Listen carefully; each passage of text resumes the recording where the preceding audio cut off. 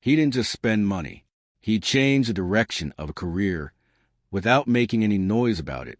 Instead of using $500,000 for himself, the tennis legend quietly placed it behind a young player from the Philippines who was already starting to disturb the balance of the professional circuit.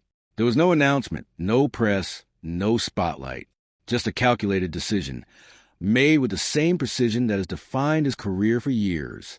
From that moment, everything began to shift. Until then, the tennis world thought they understood her story. She was talented. Yes, she was getting wild cards, gaining attention, posing for photos, and collecting early wins that hinted at something bigger.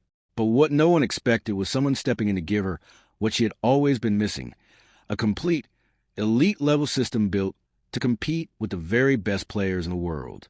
Suddenly, she was no longer just a promising name. She became part of something far more dangerous, a fully structured machine designed not just to compete, but to dominate. To understand how all of this really started, you have to go back several years to a moment that didn't look important at the time. A young teenager, just 13 years old, arrived in Spain with a dream and almost nothing else. She stepped into one of the most respected tennis academies in the world, carrying only a racket, discipline, and a level of belief that most people around her didn't share. Coming from the Philippines, a country that had never produced a top 100 player in decades of rankings, she was immediately seen as an outsider. Before she even hit her first ball, doubts surrounded her. Many believed she simply didn't belong at that level. But what they didn't understand was that she hadn't come to learn tennis from the beginning. She had already built her foundation. What she needed was transformation. At the academy, she absorbed everything: advanced tactics, European-level conditioning, mental discipline shaped by one of the greatest champions the sport has ever seen. Day after day, she trained with quiet intensity, never chasing attention, never demanding recognition. She worked like someone who already knew that one day the world would have no choice but to notice, and eventually it did. By her mid-teens, the results began to speak loudly. Titles started coming, first at the junior level, then on bigger stages. She captured major wins that placed her name among the most promising young players in the world. Grand Slam junior success followed, including a historic singles title that no player from her country had ever achieved before. Back home, she became a national sensation. Media coverage exploded. Fans followed every match. Her victories were celebrated with the same energy usually reserved for sporting icons in other disciplines. But while the spotlight grew brighter, the reality of professional tennis remained harsh. Breaking into the main tour was a completely different challenge. Rankings required constant travel, endless matches across smaller tournaments, long qualifying rounds where the pressure was high, but the attention was minimal. She moved from city to city, grinding through competitions that most fans never even saw. Each match built something deeper, not just experience, but resilience. Then came the turning point. In early 2025, she entered a major tournament through a wild card. Her ranking at the time placed her far outside the group expected to make any real impact. The draw looked brutal, almost impossible. But match after match, she started rewriting expectations. She defeated established names, then bigger names, then players who were considered untouchable. Within days, she had taken down multiple top-ranked opponents in a way that forced the entire tennis world to pay attention. There were no comparisons to explain what was happening. Analysts struggled to frame it. Fans were stunned. Other players began to speak about her rise openly, recognizing that something new had arrived. Overnight, she was no longer just a future prospect. She became a global story. By the end of that season, her ranking had surged dramatically. What started as an underdog journey had turned into one of the fastest rises the sport had seen in years. She reflected on it publicly, acknowledging the people who supported her and the younger version of herself who believed long before anyone else did. But behind the success, there was a hidden truth. She had achieved all of it with far fewer resources than her competitors. No massive federation backing, no full performance team, no multi-layered system of analysts, trainers, and specialists working around the clock. While others operated with millions invested into their development, she was still relying on a much smaller setup. And at the highest level of tennis, that difference matters more than talent alone.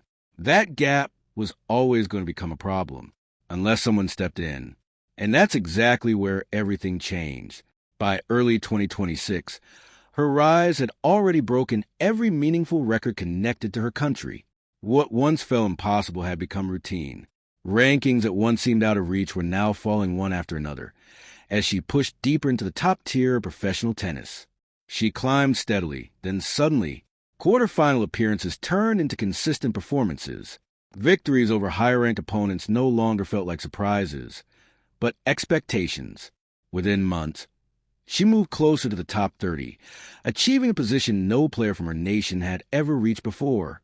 Her momentum was undeniable.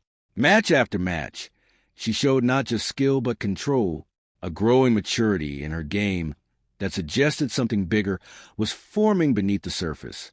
Commentators struggled to describe it. Some called it confidence. Others called it timing. But those watching closely understood it was something deeper, a player evolving faster than the system around her could fully process. Yet even as her results improved, the gap behind the scenes remained. At the highest level, tennis is no longer just about hitting better shots. It becomes a battle of systems. The top players travel with entire teams built to maximize every advantage. Coaches focus purely on strategy. Analysts breaking down opponents frame by frame. Fitness experts monitoring every movement. Recovery specialists ensuring the body stays at peak condition across a brutal global schedule. All of this costs money. A lot of it. Maintaining a true top-tier support structure can require hundreds of thousands of dollars each year. Prize money helps, but it rarely covers everything. Sponsorships can reduce the burden, but they don't always close the gap completely. And that was exactly the situation she found herself in. Despite her rapid rise, she was still operating without the full infrastructure that her biggest rivals considered normal. Her success had been built on talent, discipline, and relentless effort, but there was a limit to how far that alone could take her. At some point, progression slows. Through his foundation and various initiatives, he had invested millions into education, youth development, and global opportunities for emerging talent. His focus had always been clear: identify potential early and support it before the world fully catches on. So when he chose to invest in her, it followed the same philosophy. The $500,000 commitment wasn't just financial support. It was a structural upgrade. Instead of replacing her existing team, the goal was to elevate it, to add the missing layers that separate good players from great ones. Data analysis became part of her preparation. Opponent patterns were studied in detail. Tactical planning reached a new level of precision. For the first time in her career, she had access to the kind of preparation that top 5 players rely on every single week. And the impact was immediate. Matches that once depended on instinct now carried clear strategy. Points were constructed with purpose. Weaknesses in opponents were not just noticed, but targeted. Every detail, from movement to shot selection, became sharper. It wasn't just improvement. It was transformation. Her coaching environment also played a critical role in this evolution. She wasn't working with ordinary guidance. Her team included individuals who had experience at the highest levels of the sport, people who understood exactly what it takes to build a champion. Their approach wasn't about short-term success. It was about long-term dominance. Training sessions became more focused. Physical preparation became more intense. Mental discipline became stronger. Every element of her game was being refined with a level of detail that had previously been out of reach. And now, with financial limitations removed, there was nothing holding that process back.